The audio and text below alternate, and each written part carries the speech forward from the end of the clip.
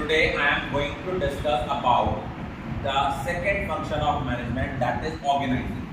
Organizing होता क्या है? Organizing management का एक ऐसा फंक्शन है जिसमें हम लोग क्या करते हैं, सबसे पहले हम आइडेंटिफाई करते हैं कि कौन कौन सी एक्टिविटीज हैं और जो एक्टिविटीज जिनका टारगेट कॉमन है उनको एक ग्रुप में रखते हैं जिसको हम बोलते हैं ग्रुपिंग ऑफ डिफरेंट एक्टिविटीज। और उसके बाद क्या करते हैं, जितने फिजिकल, फाइनेंशियल और ह्यूमन रिसोर्सेज हैं इन सबको इकट्ठा करते हैं ताकि उनके बीच में प्रोडक्टिव रिलेशन बने, ताकि वो अपने जो ओवरऑल जो स्पेसिफिक गोल्स हैं उनको वो अचीव कर पाए। तो दैट इज व्हाई इसकी डेफिनेशन क्या है, identifying and grouping of different activities in the organisation and bringing together physical, financial and human resources to establish most productive relations for the achievement of specific goal of the organization. Organizing process क्या है? सबसे पहला process step जो है that is identifying and division of work. सबसे पहले हम ये आइडेंटिफाई करते हैं कि हमने काम करवाना क्या है। फिर अगर एक बार आइडेंटिफाई हो गया कि काम है क्या, then we divide the work amongst different subordinates according to their capability, according to their capacity, कि आपकी कितनी कैपेबिलिटी है उसके अकॉर्डिंग ही हमें आपको काम देते हैं। जो पर्सन जिस काम को करने के लिए स्पेशलाइज है उसको वो काम उस तरीके से काम को डिस्ट्रीब्यूट करते हैं। Second is departmentalisation. Departmentalisation means कि जब हम डिफरेंट ग्रुप को काम डिफरेंट ग्रुप्स फॉर्म करते हैं, that is termed as departmentalisation. Departmentalisation दो तरह की होती है, फंक्शनल बेसिस पे और डिवीजन बेसिस पे।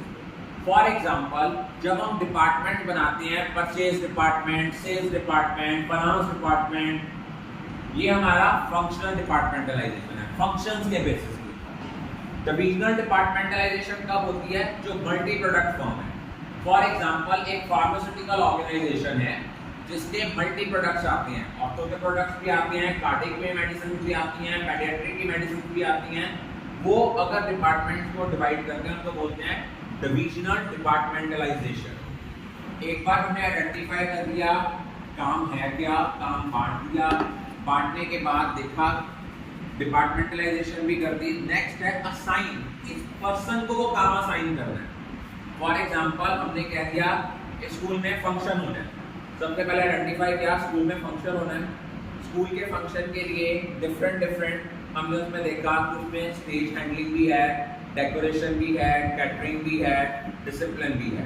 ये हमने काम को डिवाइड कर दिया।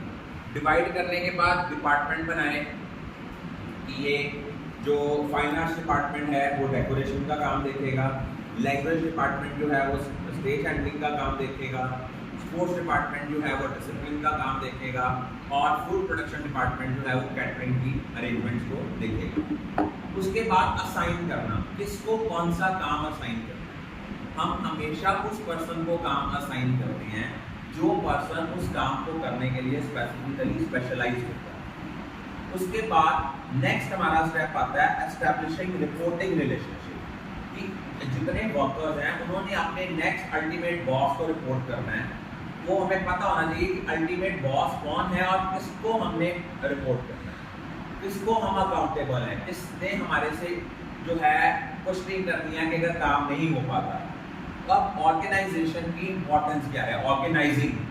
अगर एक ऑर्गेनाइजिंग प्रॉपर है तो उसके क्या बेनिफिट्स होते हैं, बेनिफिट्स ऑफ स्पेशलाइजेशन। सीधी बात है बेटा, जब काम को बांटा गया और हर काम उस पर्सन को असाइन किया गया जो उस काम को करने के लिए स्पेशलाइज्ड है। आप एक जॉब को रिपीटेडली परफॉर्म करते हो, आप में अपने आप स्पेशलाइजेशन आनी शुरू हो जाती है। Second, clarity in working relationship. हर एक को पता है मेरा क्या रोल है, क्या राइट्स हैं, क्या ड्यूटीज हैं, किन चीज़ों को करने के लिए वो अकाउंटेबल हूँ, किन चीज़ों को करने के लिए अकाउंटेबल नहीं। Third, optimum utilisation of resources. जब आपको किसी काम के करने में स्पेशलाइजेशन अचीव हो जाती है उससे क्या होता है कि आप अपने रिसोर्सेज का बेस्ट से बेस्ट पॉसिबल यूज करना शुरू कर देते हैं। और अब अगर आपने ऑर्गेनाइजिंग फंक्शन को अच्छे तरीके से परफॉर्म किया, अगर ऑर्गेनाइजिंग में ड्यूरिंग द वर्क कोई चेंजेस आते हैं, आप उन चेंजेस को इजीली अडेप्ट कर लेते हो, उसके अकॉर्डिंगली अपने आप को जो है एडजस्ट कर लेते हो। नेक्स्ट इसका बेनिफिट क्या है, इफेक्टिव एडमिनिस्ट्रेशन।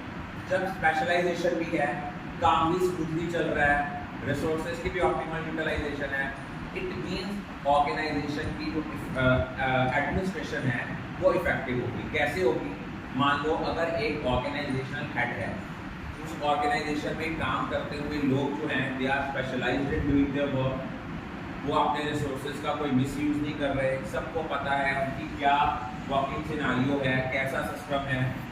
इससे क्या होगा, इससे वो जो ऑर्गेनाइजेशन की एडमिनिस्ट्रेशन है वो इफेक्टिव हो जाएगी। इट मीन अगर ऑर्गेनाइजेशनल हेड इफेक्टिव है, only then these benefits can be achieved. Next benefit क्या है, अगर एक ऑर्गेनाइजेशन अपने रिसोर्सेज का बेस्ट पॉसिबल यूज करती है, एडमिनिस्ट्रेशन अच्छी है, बट ऑब्वियस है वो ऑर्गेनाइजेशन फ्यूचर में एक्सपेंड भी करेगी और ग्रो भी करेगी। और उस ऑर्गेनाइजेशन में जो लोग काम कर रहे हैं, जब ऑर्गेनाइजेशन ग्रो करती है तो उस ऑर्गेनाइजेशन के अंडर जो लोग काम कर रहे हैं उनकी भी ओवरऑल डेवलपमेंट होती है।